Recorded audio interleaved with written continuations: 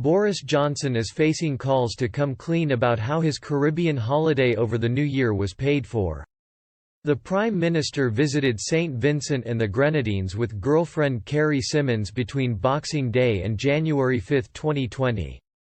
Their £15,000 accommodation was covered by David Ross, the co-founder of Carphone Warehouse, according to the EMP's Register of Interests. The entry in Mr. Johnson's Register of Interests said that Mr. Ross donated accommodation for a private holiday for my partner and me, value £15,000. The trip was also added as a benefit in kind, and the name of the donor was listed as Mr. David, but a spokesman for Mr. Ross claimed he did not pay for the accommodation and just helped to arrange it, prompting calls for Mr. Johnson to reveal how it was really paid for. The spokesman told the Daily Mail, Boris Johnson did not stay in David Ross's house. Boris wanted some help to find somewhere in Mystique. David called the company who run all the villas and somebody had dropped out.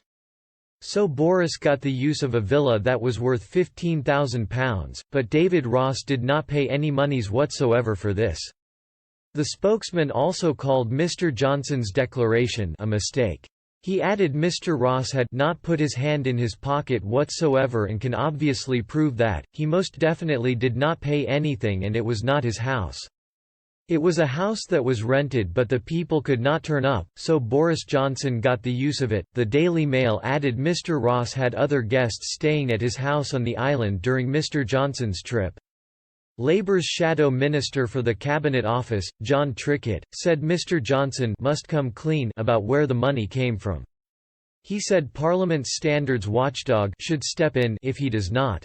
Mr. Trickett said, the public deserves to know who is paying for their Prime Minister's jaunts. Mr. Ross has regularly given donations to the Conservative Party. During the last election campaign in December, he pledged £250,000. A Downing Street spokesperson said, all transparency requirements have been followed, as set out in the Register of Members' Financial Interests. The Caribbean trip was also the first holiday Mr. Johnson declared since going to Saudi Arabia in September 2018. The BBC added only one other MP has declared a free holiday over the last year.